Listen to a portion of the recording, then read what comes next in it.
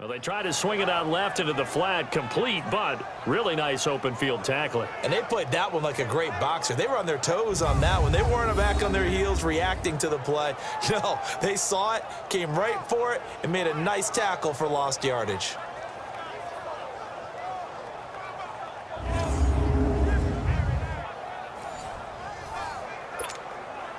So look at this. Here's the field goal unit coming out. And he is going to need to bomb this one. This will approach NFL record territory. It's a 62-yard attempt. That's running out of steam, and it won't get there. He left it just short. No good. And this score will stay right where it is. And that's the risk of the long field goal miss here at this stage of the second quarter. You give up great field position. And that gives them one more opportunity to make something happen and something big. And we've seen crazy stuff happen at the end of halves. The offense and Alvin Kamara heading back onto the field. He's just been looking for some space. Yeah, I'm not going to pin it on him or the offensive line, but they need to get this run game going better. Sometimes you just have to credit the defense. They came in with a plan themselves. So I think now you try and mix things up a little bit. Get the ball in the hands of some other people, find some other playmakers, but always let the defense believe that he's still a threat. I was going to say, don't forget about it. No, don't take it totally out of the game. That's out to Hill, right side complete. And he is tackled inside the 40, not quite to the 35. A nice pickup there of 11 yards, and it'll move the sticks. I got a kick out of that one, partner.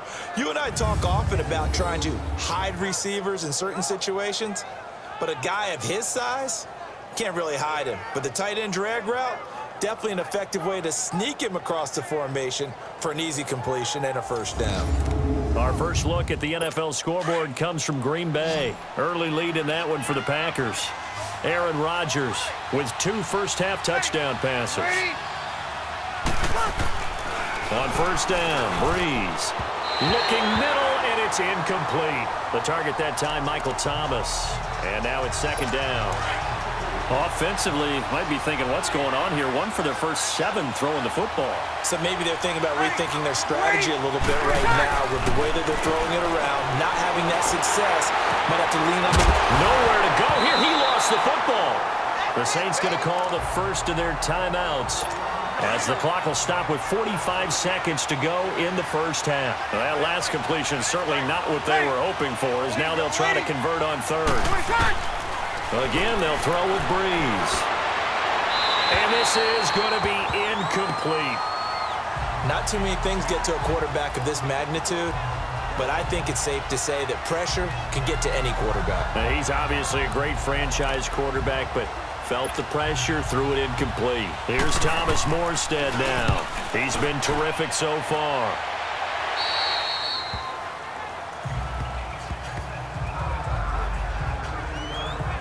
Getting set to go again as we look at the back, heading onto the field again. And the good news, his team's winning. The bad news, he hasn't had the game that he's hoped to, at least to this point here in the second quarter. And a lot of that is pride, because these types of backs want to be in the center of all the action and leading their team to victory. They'll take the win right now, hoping to jump his game up as this one moves on. Yeah, he probably wants a little bit more of the spotlight going forward. And the drive begins here with Sims. And able to break 1 tackle, but then quickly brought down. Demario Davis there on the stop.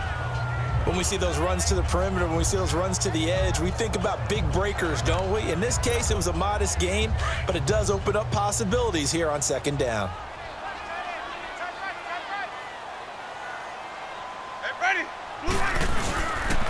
Now they run with Sims, and he stopped immediately there. And now they'll take a timeout defensively. After the second down play, they burn the timeout, making him sweat out the final few ticks here in the second quarter.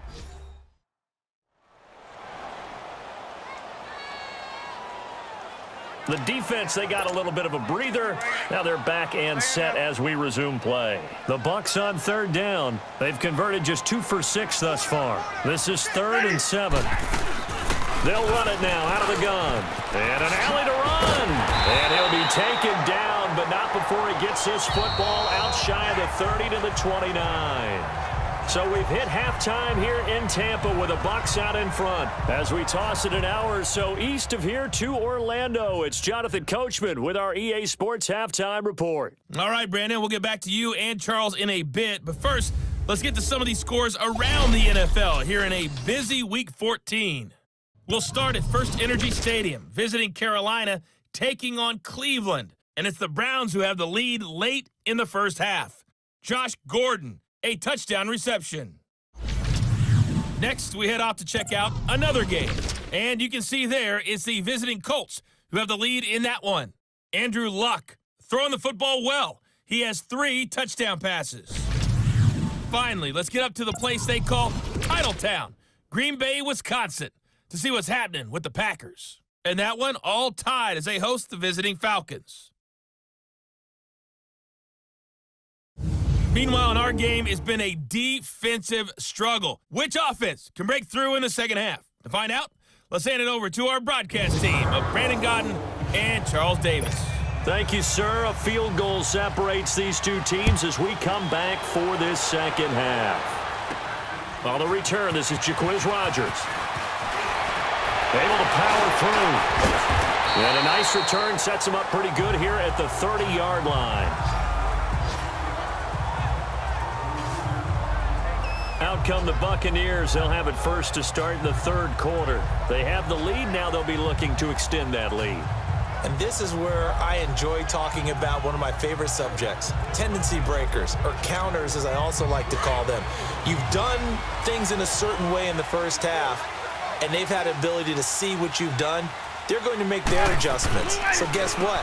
You adjust yourself and try and stay ahead of the pace because you are looking for some separation in this ballgame. The adjustment to the adjustment. Without a doubt. Show them one thing, hit them with something else. Now, they struggled to get him rolling on the ground in the first half, and that's sort of continuing here in the third quarter. Yeah, but I don't think it's time to abandon the running game. I would say keep feeding the horse, and I believe he'll eventually reward them, especially as we get deeper in the game. To throw, Winston. He's going to flip one out here to his running back. And, he's going to be brought down by the face mask. Here come the flags. This is going to get him a first down. Foul, face mask, defense. So they'll take the yardage and tack on 15 more for the face mask. Talk about a play that absolutely costs you in the end. Just trying to do your job, right? Trying to get him on the ground. Next thing you know, they're march up another 15 against your squad. And he'll go down, but not before getting this inside the 30. That good for 22 and a first down. Sometimes it's hard to believe, but there are times this game is about patience, isn't it? Has had the game he expected, but that run there, that may get him going. I was just going to say, maybe that gives him a little juice, because you're right, he struggled, especially in that first half. Yeah, and I know the great ones always think to themselves, just hang in there. I'm just one big carry away from busting this open. That's a good start for him. Back-to-back good plays have him on the move on first down. Now Sims. And not much of a hole there as he gets it down to about the 24-yard line. Tackle there by Alex Anzalone. Not much happening there on first down. I thought there might have been a hole for a split second. Yeah, but it dried up pretty quickly, didn't it? Closed fast.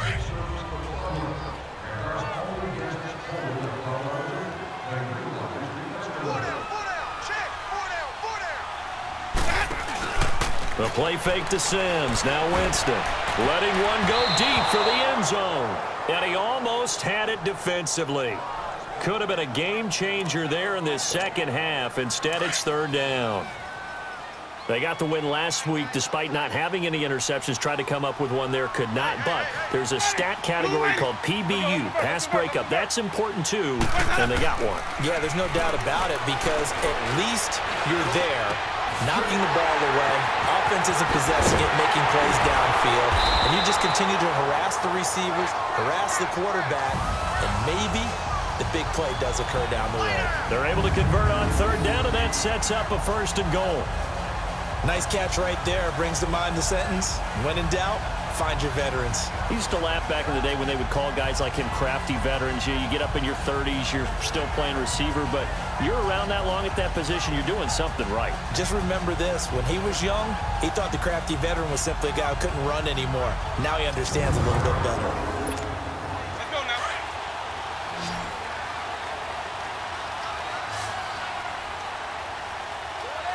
Ready. Black 25. They go play action here on first down. Oh, incomplete. A turnover would have really helped there. Almost intercepted. Instead, it's just second down. Those throwing windows get a lot tighter near the end zone, don't they? And here's the thing. You already probably have 3 points in your hip pocket. You force a throw here and give up an interception, you come away with nothing. Especially tough in the middle third of the field where he threw that one. They come up here with another shot from the 6-yard line, and it's second and goal now. They'll give it to him up the middle. And he's into the end zone for a Tampa Bay touchdown. Charles Sims, touchdown number 15 of the year. And the Buccaneers here finding a way to stretch their lead. A good, sustained drive there in this third quarter, capping it off with a touchdown to give them a nice 2-score advantage. It was actually a fun one to watch, wasn't it? I mean, for me, seeing the mix of what they did, how they moved the ball downfield, very sharp, too. Each and every play seemed to be executed with great dispatch.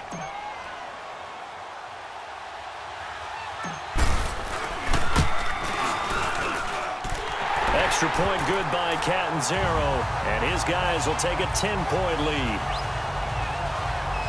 So this drive spans 7 plays, and it's capped off by a touchdown run of 6 yards.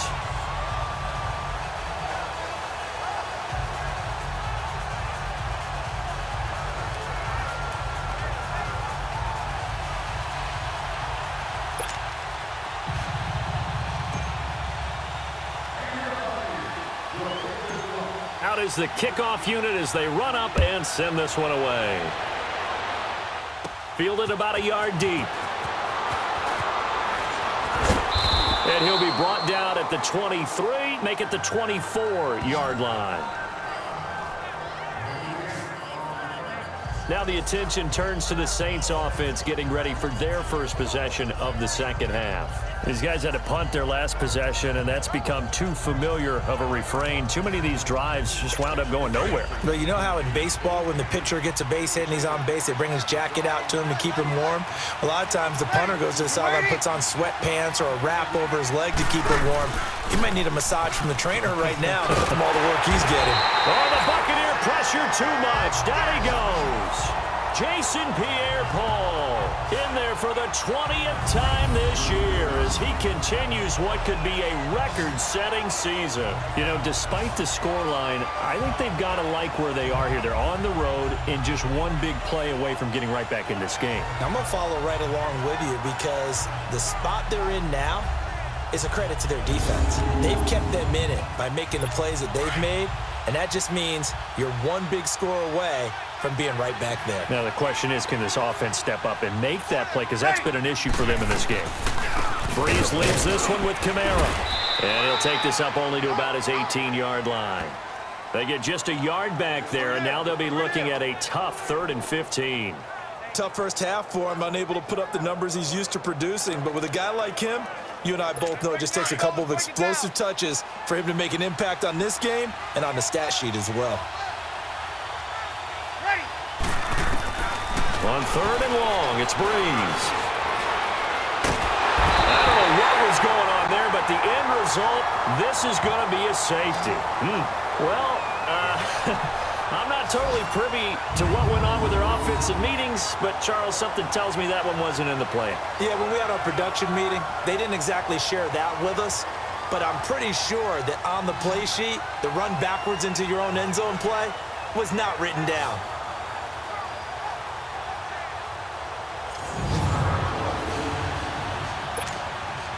After the safety, remember, they also need to give up the football, and here's the free kick. He'll field this at the 5. And an alley to run. And nice work on the return as they'll start their drive just past the 30-yard line. Now the Buccaneer offense set to take over again. And that last drive was very, very balanced, pretty methodical. You think they go that route again? I'm always of the school that until they stop me from doing something, I'm going to continue. And I think that that's exactly what they'll look to do. But the beauty is the balance that they've created sets up opportunities for big plays. Looks like a run, turn into a play.